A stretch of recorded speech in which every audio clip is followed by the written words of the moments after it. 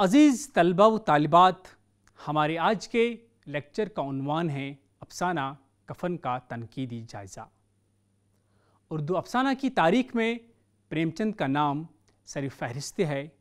پریم چند کی پیدائش 31 جولائی 1880 کو بنارس کے ایک گاؤں لمحی میں ہوئی۔ ان کا اصل نام دھنپت رائے تھا۔ جس عہد میں انہوں نے آنکھیں کھولی وہ سیاسی، معاشی، تجارتی اور ثقافتی لحاظ سے بہت مشکل عہد تھا۔ ان کی تعلیمی ابتدا اردو فارسی سے ہوئی، پھر انہوں نے محکمہ تعلیم میں ملازمت کر لی۔ لوگوں کے دکھ درد سے اس قدر متاثر ہوئے کہ 1921 میں ملازمت سے استعفیٰ دے دیا اور لکھنے پڑھنے کو ہی اپنا مشغلہ بنا لیا۔ انہوں نے لوگوں کی دھڑکنوں کو محسوس کیا اور ان کی کیفیات کو اپنے افسانوں میں بیان کیا۔ قاری اور افسانے کے درمیان رشتہ قائم کیا۔ پریم چند کو اردو ہندی دونوں زبانوں پر عبور حاصل تھا۔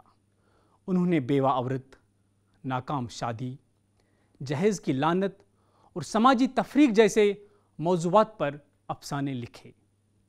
اس دور میں ایک مصلح کی حیثیت سے اپنے معاشرے کو احترام، انسانیت، مشرقی و مغربی تہذیب کی فرق اور اخلاقی اقدار کی جانب انہوں نے متوجہ کیا۔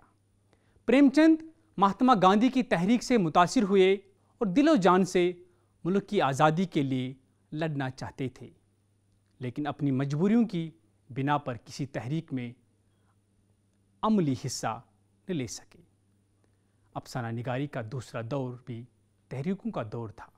تحریک خلافت، تحریک عدم تعاون، تحریک ستیہ گرہ، سول نافرمانی وغیرہ اور دیگر سماجی و سیاسی موضوعات پر بھی طبع آزمائی کی۔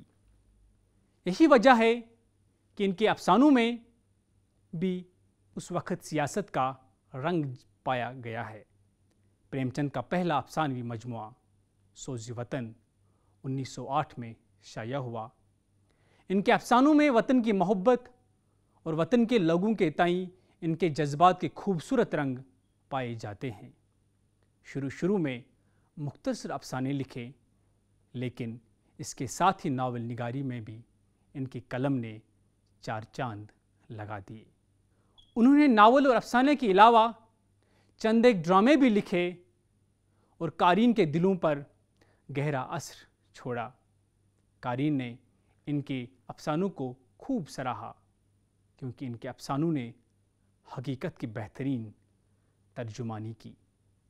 لیکن ناقدین نے زبردست تنقید بھی کی، چونکہ پریم چند کا تعلق دیہات سے تھا اور اسی لیے دیہاتی زندگی کے مسائل کو اپنے افسانوں کا موضوع بنایا۔ وہ کسانوں، غریبوں اور مزدوروں کے دکھوں سے آگاہ تھے، اور یہی وجہ ہے کہ انہوں نے غریب کسان اور کاشتکار کے رہن سہن، اس کے افلاس اور دکھوں کی تصویر کشی کی ہے۔ پریم چند اردو کے پہلے اور بڑے افسانہ نگار تصور کیے جاتے ہیں۔ اردو میں افسانہ نگاری کی باضابطہ ابتدا پریم چند کی کہانیوں سے ہی ہوتی ہے۔ ان سے قبل اردو افسانہ کے نقوش انتہائی دھندلے نظر آتے ہیں۔ افسانہ بحثیت صنف ادب پریم چند کی دین ہے۔ انہوں نے سب سے پہلے اردو کے افسانوی ادب کا رشتہ زمین سے جوڑا اور عام انسانی زندگی کے گوناگوں مسائل کو افسانوں کا موضوع بنایا۔ شروع کی چند رومانی اور تخیلاتی کہانیوں سے قطع نظر پریم چند کی ہر تخلیق زندگی کی کسی نہ کسی ٹھوس سچائی کی بنیاد پر کھڑی ہے۔ پریم چند سے قبل اردو افسانہ خواب و خیال کی بلند پروازوں کے سہارے وقت گزارنے، دل بہلانے یا زیادہ سے زیادہ معاشرے کی اصلاح کا محض ایک ذریعہ تھا۔ پریم چند نے انجمن ترقی پسند مصنفین کے پہلے اجلاس میں خطبہ صدارت میں اس صورتحال پر تفصیل سے روشنی ڈالی ہے۔ چنانچہ ایک جگہ کہتے ہیں، اقتباس شروع: ہمارے ادیب تخیلات کی ایک دنیا بنا کر اس میں منمانے طلسم باندھا کرتے تھے۔ کہیں فسانۂ عجائب کی داستان تھی، کہیں بوستان خیال اور کہیں چندر کانتا کی۔ ان داستانوں کا منشا محض دل بہلانا تھا یا ہمارے جذبہ حیرت کی تسکین؟ لٹریچر کا زندگی سے کوئی تعلق نہ تھا۔ اقتباس خط۔ پریم چند نے ادب کا رشتہ زندگی سے استوار کرتے ہوئے ادب کو تنقید حیات سے تعبیر کیا اور اردو کے افسانوی ادب کو صحیح معنوں میں نہ صرف عکس حیات بلکہ تنقید حیات کے درجے پر پہنچا دیا۔ یوں تو پریم چند نے ابتدا سے ہی زندگی کی سچائیوں کو حقیقت پسندانہ انداز میں پیش کیا ہے، لیکن 1930 کے آس پاس کے افسانوں میں پریم چند نے زندگی کی چھوٹی چھوٹی لیکن بنیادی ضرورتوں کو لے کر جس طرح اپنی فنکاری کا مظاہرہ کیا ہے وہ صرف ادب میں حقیقت نگاری کا ہی نہیں، افسانوی فنکاری کا بھی بہترین نمونہ ہے۔ اس دور میں پریم چند ایک بے باک حقیقت نگار کی حیثیت سے سامنے آتے ہیں۔ ان کے فکر و فن میں نمایاں تبدیلی نظر آتی ہے۔ اب وہ زندگی کو ان روحانی بلندیوں سے نہیں دیکھتے جہاں سے کہ وہ دیکھنے کے عادی تھے۔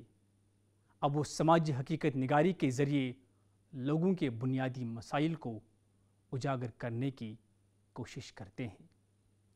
کہیں انہوں نے گرمی کے موسم میں شدید پیاس کی حالت میں صرف ایک گلاس پانی کی ضرورت اور اہمیت کی بنیاد پر ٹھاکر کا کنواں جیسا افسانہ، اور کبھی جنوری کی انتہائی سرد راتوں میں ہڑیوں میں اتر جانے والی سرد ہواؤں کا سامنا کرنے کے لیے ایک گرم چادر یا کمبل کی ضرورت کے پیش نظر پوس کی رات جیسے افسانے کی تخلیق کرتے ہیں۔ کبھی فاقہ مست لوگوں کے نزدیک تمام اخلاقی اور انسانی قدروں سے بڑھ کر بھوک مٹانے کی ضرورت اور بنے ہوئے آلوں کو درد سے دم توڑتی بیوی اور بہت سے زیادہ اہمیت دینے کی رویے کی بنیاد پر کفن جیسا شہکار افسانہ تخلیق کیا۔ کفن پریم چند کی زندگی کے آخری دور کا افسانہ ہے جس میں زندگی بھر کا علم، تجربہ اور شعور جھلکتا ہے۔ اس کے علاوہ فنی سطح پر جو پختگی اس افسانے میں دکھائی دیتی ہے وہ ان کے دیگر افسانوں میں کم نظر آتی ہے۔ کفن گیسو، اس کے بیٹے مادو اور مادو کی بیوی بدھیا کی دردناک کہانی ہے، جس میں بدھیا اپنے سسر اور شوہر کی بے حسی اور کاہلی کے سبب ان کے سامنے تڑپ تڑپ کر دم توڑ دیتی ہے۔ ان کی بے حیائی اور بے غیرتی کی حد یہاں تک پہنچ جاتی ہے کہ مرنے کے بعد اس کے کفن کے پیسوں سے شراب پی کر اور پیڑ پر پوریاں کھا کر ناچنے اور گانے لگتے ہیں، اور بدھیا کی لاش بغیر کفن جھونپڑے میں پڑی رہتی ہے۔ کفن کی یہ کہانی صرف ایک کہانی، ایک جگبیتی کے اعتبار سے بھی ایک بااثر، رقت آمیز، قابل توجہ اور جذباتی و نفسیاتی کہانی ہے۔ لیکن کفن کی انفرادیت اور عظمت صرف اس کے منفرد اور بااثر پلاٹ کی وجہ سے ہی نہیں، بلکہ اس کہانی کی بنت میں پریم چند کی فنکاری کی وجہ سے ہے، اور پریم چند کی فکر اور تخلیقی رویے کی وجہ سے ہے۔ یہی خصوصیت کفن کو ایک عظیم اور شاہکار افسانہ بناتا ہے۔ افسانے کا مرکزی خیال دراصل وہ معاشرتی نظام ہے جہاں سب کچھ بے ترتیب اور بے مقصد ہے، جس کی وجہ سے ایک بڑے اور کمزور طبقے کا مسلسل استحصال ہوتا رہتا ہے۔ اس استحصال کے نتیجے میں یہ طبقہ اور بڑا ہوتا جا رہا ہے جو نہ صرف بے بس اور کمزور ہے بلکہ جس کا کوئی یار و مددگار بھی نہیں۔ پریم چند نے اسی بے بس اور کمزور طبقے کے ایک انسانیت سوز واقعے کو افسانے میں پیش کیا ہے، جس میں حقیقت کی ترجمانی نہایت بے رحمی اور صفاقی سے کی گئی ہے۔ پروفیسر گوپی چند نارنگ کے مطابق پوری کہانی کی جان حالات کی وہ آئرنی یا ستم ظریفی ہے جس نے انسان کو انسان نہیں رہنے دیا اور اسے ڈیبیس اور ڈیہیومنائز کر دیا ہے۔ پروفیسر نارنگ مزید لکھتے ہیں، اقتباس شروع۔ اونچی ذاتوں اور صاحب اقدار طبقے نے جس طرح انسان کا استحصال کیا ہے اور اس کی روح نچوڑ کر اس کو عام انسانی حس تک سے محروم کر دیا ہے یا حیوان کی سطح پر جینے کے لیے مجبور کیا ہے، یہ کہانی اس کی دردناک طنزیہ تصویر ہے۔ اقتباس خط۔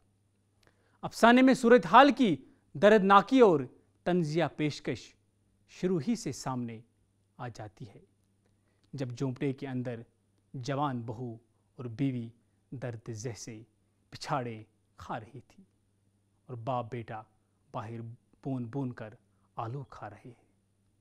رہ رہ کے اس کے منہ سے ایسی دلخراش صدا نکلتی ہے کہ دونوں کلیجہ تھام لیتے ہیں۔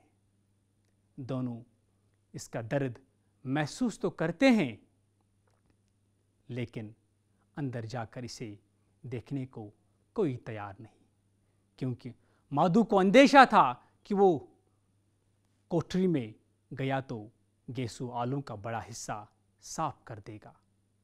دراصل گیسو اور مادو ایسے کردار ہیں جو مفت خوری کے عادی ہو چکے تھے۔ محنت و مشقت سے بھاگنا ان کی فطرت بن گیا تھا۔ غیرت اور عزت نفس کی ان کو بالکل پرواہ نہیں تھی۔ گھر کی خستہ حالت کا نقشہ کھینچتے ہوئے پریم چند اس کی طرف یوں اشارہ کرتے ہیں، اقتباس شروع۔ گھر میں مٹی کے دو چار برتنوں کے سوا کوئی اثاثہ نہیں۔ پھٹے چھیتڑوں سے اپنی اریانی کو ڈھانکتے ہوئے، دنیا کی فکروں سے آزاد، قرض سے لدے ہوئے، گالیاں بھی کھاتے، مار بھی کھاتے، مگر کوئی غم نہیں۔ مسکین اتنے کہ وصول کی متعلق امید نہ ہونے پر بھی لوگ انہیں کچھ نہ کچھ قرض دے دیتے تھے۔ کھیتوں سے مٹر یا آلو اکھاڑ کر لاتے اور بون کر کھا لیتے۔ اقتباس خط۔ کہانی کا مرکزی نقطہ بدھیا کی موت ہے۔ اس بے بس و نادار کی موت کا المیہ ایک تاریک سایہ بن کر پوری کہانی پر چھایا رہتا ہے، لیکن سوائے کرہانے کی آواز کے جو رہ رہ کر درد کی ٹیس بن کر ابھرتی ہے، بدھیا کے کسی عمل کی کوئی تفصیل پریم چند نے پیش نہیں کی، لیکن موت کا روح کو جکڑ لینے والا منظر اس فنکاری سے بیان کیا ہے جس کا تاثر کہانی کے آخر تک برقرار رہتا ہے۔ اقتباس شروع۔ صبح کو مادو نے کوٹری میں جا کر دیکھا تو اس کی بیوی ٹھنڈی ہو گئی تھی۔ اس کے منہ پر مکھیاں بنک رہی تھی، پتھرائی آنکھیں اوپر ٹنگی ہوئی تھی، سارا جسم خاک میں لت پت ہو رہا تھا۔ اس کے پیٹ میں بچہ مر گیا تھا۔ اقتباس خط۔ بدھیا درد زہ میں تڑپ کر دم توڑ دیتی ہے تو گیسو اور مادو دونوں کو کفن کی فکر ہوتی ہے۔ یہاں سے کہانی کا ایک نیا موڈ شروع ہوتا ہے اور ساتھ ہی ان دو کرداروں کی سیاہ فطرتوں سے ایک نقاب الٹتا جاتا ہے اور ان کی بے حسی اور بے حیائی اور کھل کر سامنے آتی ہے۔ بدھیا جب مر رہی تھی تو دوا دارو تو ایک طرف، باپ بیٹے میں سے کسی نے اندر جا کر دیکھا تک نہیں، اور اس کے مرنے کے بعد جب کفن کے لیے روپیے جمع کرنے کا وقت آیا تو دونوں متحرک اور فعال بن جاتے ہیں اور مکاری اور ریاکاری کے ذریعے چند روپے حاصل کر لیتے ہیں۔ گیسو زمیندار کے گھر جاتا ہے اور زمین پر سر رکھ کر آنکھوں میں آنسو بھرے ہوئے کہتا ہے۔ اقتباس شروع۔ سرکار بڑی بپت میں ہوں، مادو کی گھر والی گزر گئی، دن بھر تڑپتی رہی سرکار، ساری رات ہم دونوں اس کے سرہانے بیٹھے رہے، دوا دارو جو کچھ ہو سکا کیا، مگر وہ ہمیں دگا دے گئی۔ اقتباس خط۔ ساری رات اس کے سرہانے بیٹھنے، رہنے اور دوا دارو کرنے میں جو طنز ہے وہ پوشیدہ نہیں، دراصل کہانی کا سارا ڈھانچہ ہی طنزیہ ہے، اور اس طرح کے مکالموں سے پریم چند انسانیت کے اس घिनौने पहलू को बेनकाब करते चले गए हैं, जिसको बराह रास्त सीधे सादे तौर पर बयान कर देते तो इसमें ये तासीर हरगिज़ पैदा न होती। बहरहाल ये सूरत हाल इंतहा पर यूँ पहुँचती है कि दोनों कफन खरीदने की गर्ज से बाज़ार चले जाते हैं, लेकिन कफन खरीदने के बजाय एक शराब खाने के आगे पहुँचते हैं और गोया किसी तयशुदा फैसले के मुताबिक अंदर जाते हैं। फिर ज़रा देर के लिए दोनों तज़ब्ज़ुब की हालत में खड़े रहे और फिर शराब पीने लगे, लेकिन दोनों के जहनों में लाश का तस्वुर है, इसलिए अपने अमल की वो तरह तरह से तावीलें करते हैं, अपने ज़मीर की आवाज़ को दबाने की कोशिश करते हैं। ये तावीलें यानी मुकालमे तनज़ में बुझे हुए निश्तर हैं जो इंसान की रियाकारी, खुदगर्जी और ख्वाहिश नफ्सी का पर्दा चाक करते हैं। इन मुकालमों का एक एक लफ्ज़ तीर की मानंद दिल में उतर जाता है। चंद मुकालमे मुलाज़ा कीजिए। इक़्तिबास शुरू। कैसा बुरा रिवाज है कि जिसे जीते जी तन ढांकने को छिथड़ा भी न मिले, उसे मरने पर नया कफन दिया जाए। कफन लाश के साथ जल ही तो जाता है, और क्या रखा रहता है। यही 5 रुपये मिलते तो कुछ दवा दारू करते। बड़ी अच्छी थी बेचारी, मरी भी तो खूब खिला पिलाकर। हमारी आत्मा प्रसन्न हो रही है, इसे क्या पुण्य होगा। कहानी का नुक्ते उरूज वो है जब रोते हुए मादू को तसल्ली देते हुए गेसू कहता है। इक़्तिबास शुरू। क्यों रोता है बेटा, खुश हो कि वो माया जाल से मुक्त हो गई, जंजाल से छूट गई। बड़ी बागवान थी जो इतनी जल्दी माया मुँह के बंधन तोड़ दिए, और दोनों वही खड़े होकर गाने लगे। ठगनी क्यों नैना जमकावे ठगनी। इक़्तिबास खत्म।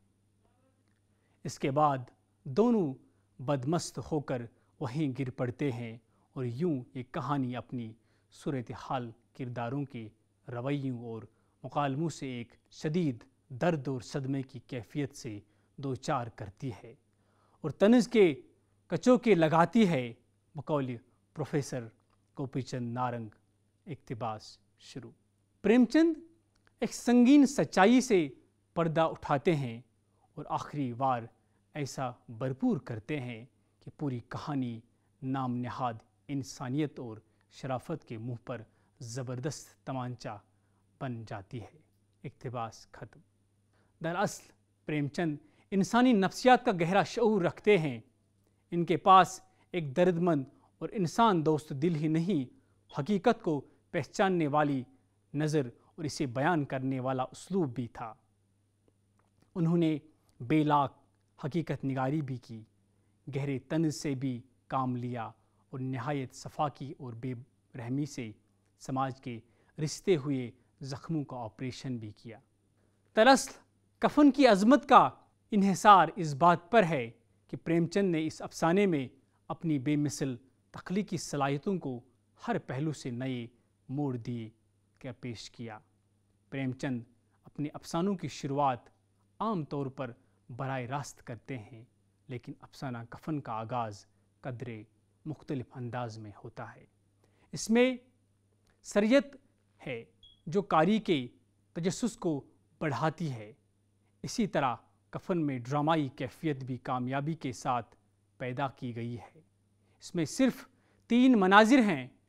पहला, झोंपड़ी के सामने अलाव के पास बैठकर आलू खाए हुए गैसू और मादू की बातें करने का मंज़र। दूसरा मंज़र गैसू और मादू का कफन के दरवाजे पैसे जमा करने का है, और तीसरा मंज़र गैसू और मादू के शराब पीकर नाचते गाते बेहोश होकर गिर पड़ने का है। इस तरह अगरचे ये अफसाना है, लेकिन प्रेमचंद ने इसमें शुरू से आखिर तक जिस तरह ड्रामायत बरती है, इसने कफन के मजमूई तासुर को अरूज पर पहुंचा दिया है। इसी तरह प्रेमचंद ने इस अफसाने में انسانی نفسیات کی دکھتی رگوں پر بھی ہاتھ رکھا ہے، اور اس طرح کے مذہبی عقائد، اخلاقی و سماجی اقدار کے ساتھ ہندوستان کی اجتماعی نفسیات کے بہت سارے گوشے نمایاں ہو گئے ہیں۔ کردار نگاری میں بھی پریم چند نے کمال فن کا مظاہرہ کیا ہے۔ چند کرداروں کے ذریعے ہی پریم چند نے پورے معاشرے کا منظرنامہ پیش کیا ہے، اور کردار بھی ایسے ہیں جن کی سماج میں کوئی حیثیت نہیں، لیکن انہی چند غیر اہم کرداروں نے سماج کے بدنما چہرے سے پردہ ہٹایا ہے۔ پریم چند کے قلم نے ان کرداروں کو لازوال بنا دیا ہے۔ اس طرح یہ افسانہ پلاٹ، کردار نگاری، فطری مکالموں اور دیگر فنی خوبیوں کی بنا پر اردو کے اہم ترین افسانے کا مقام حاصل کر لیتا ہے۔ اردو کے کم و بیش تمام نقادوں نے کفن کی عظمت کا اعتراف کیا ہے۔ ہندی کے نقادوں نے بھی اسے سنگ میل قرار دیا ہے۔ بعض نقادوں کے نزدیک کفن ہندوستان کے افسانوی ادب کے چند بڑے افسانوں میں سے ایک ہے، جبکہ بعض نقاد اسے دنیا کے بڑے افسانوں میں شمار کرتے ہیں۔ شمس الرحمن فاروقی لکھتے ہیں، اقتباس شروع: میں کفن کو بے تکلف دنیا کے افسانے کے سامنے رکھ سکتا ہوں۔ یہ افسانہ اور بہت سے پہلوؤں کے علاوہ بلیک ہیومر کا شاہکار نمونہ ہے، اور اردو افسانے میں ایک نئے اسلوب کا آغاز کرتا ہے۔ اقتباس ختم۔